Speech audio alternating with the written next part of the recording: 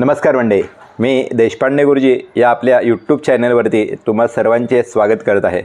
आपण आपल्या चॅनलवर एक नवीन उपक्रम सुरू केला आहे, मोफत कुंडली मार्गदर्शन। यामध्ये तुम्ही पाठवलेल्या कुंडलीचे मी सविस्तर विश्लेषण करून तुमच्या प्रश्नांची सहज उत्तर देत आहे। आज आपल्याकडे पहिली कुंडली आली आहे श्री अमित पवार यांची।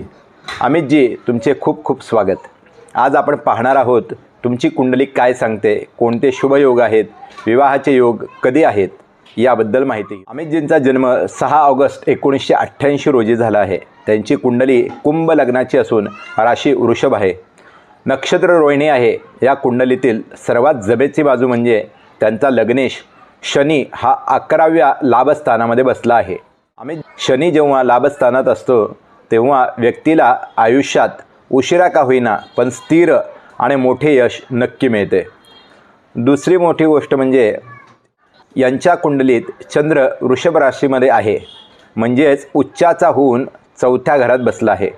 यामुळे अमितजी स्वभावाने शांत, मातृभक्त आणि भौतिक सुखांचे म्हणजेच घर गाडी यांनी उत्तम योग असलेले व्यक्ती आहेत। कुंडलीतील विशेष योग पाहूया आता। या कुंडलीत 2 अत्यंत शुभ योग तयार होत आहेत। यापैकी पहिला योग आहे गजकेसरी योग। गुरु आणि उच्चाचा चंद्र एकाच घरात असल्याने हा योग बनतो, जो समाजामध्ये मान सन्मान मिळवून देतो। या व्यतिरिक्त दुसरा योग आहे बुधादित्य योग।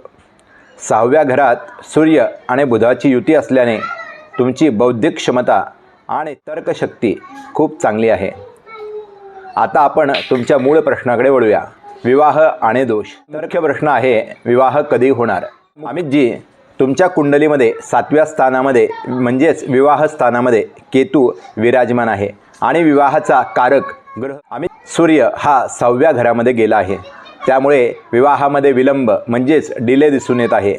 राहू केतूचा प्रभाव विवाहाच्या बोलणीत अडथळे निर्माण करू शकतो। विवाहाचा काळ, सध्याची ग्रहांची स्थिती आणि गोचर पाहता 2026च्या मध्यापासून ते 2027च्या अखेरपर्यंत तुमचे विवाहाचे प्रबळ योग आहेत। या काळात तुम्हाला मनासारखा जोडीदार मिळण्याची दाट शक्यता आहे। उपाय, काही साधे पण प्रभावी उपाय केल्यास अडथळे दूर होतील। नंबर 1, गणपती उपासना। दर बुधवारी गणपतीला 21 दुर्वा अर्पण करा आणि संकष्ट चतुर्थीचे व्रत करा। 2, कुलदेवतेची उपासना करा। शुक्रवारी कुलदेवतेची ओटी भरा किंवा यथाशक्ती दान करा। दर शनिवारी गरजू व्यक्तीला काळे तीळ किंवा अन्नाचे दान करा, कारण तुमचा लग्नेश शनी आहे। अमितजी, आशा आहे की तुम्हाला तुमच्या प्रश्नांची सर्व उत्तरे मिळाली असतील। तुमच्या पुढील वाटचालीस माझ्याकडून खूप खूप शुभेच्छा। मंडळी, तुम्हालाही तुमची कुंडली अशाच प्रकारे विनामूल्य तपासून घ्यायची असेल तर कमेंटमध्ये तुमचे पूर्ण नाव, जन्मतारीख, जन्मवेळ, जन्म ठिकाण नक्की टाका। आपण पुढच्या व्हिडिओमध्ये तुमची कुंडली नक्की घेऊ। व्हिडिओ आवडला असेल तर लाईक करा, सबस्क्राईब करा आणि कमेंट करायला विसरू नका। धन्यवाद।